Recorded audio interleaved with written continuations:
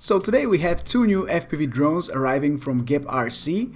First, there is the Thinking P16 HD, which is a tiny 2-inch digital whoop weighing just 64 grams. This quadcopter comes with the DJI digital FPV system on board with the Caddx Vista and the Caddx Nebula camera. In the box, first you'll find a package with the original Vista antenna, as the quadcopter uses a different one, a battery strap and some extra propellers.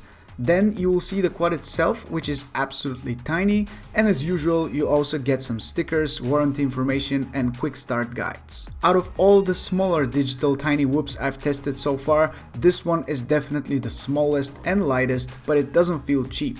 The build quality is good, and this one also comes with Crossfire Nano RX receiver, which is well tucked away. In the next box we have a drone that I'm personally more excited about because of its unusual size and form factor. This is the Dolphin HD, again from Gep RC, and it's a 4-inch toothpick quadcopter. Similarly to the P16 HD, it comes in a small box which holds 2 sets of propellers, wrench to install them, battery straps, as well as stickers and warranty information. The Dolphin doesn't look a lot bigger than the P16, but it's a lot more impressive in terms of design and features.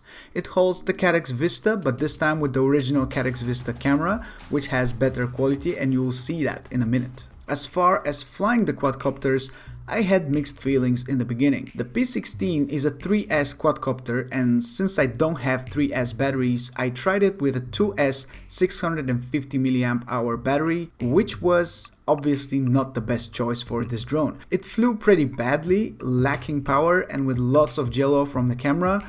And honestly, I didn't enjoy flying this quadcopter at all, as it was very hard to control it, which again is probably my mistake for not using the proper battery. I had a couple of sudden disconnects mid-flight where the drone just dropped while flying for no apparent reason, and this definitely made my overall flying experience a bit negative, and especially comparing this one to the Gep RC Rocket Lite, which I tested previously, or the iFlight A85.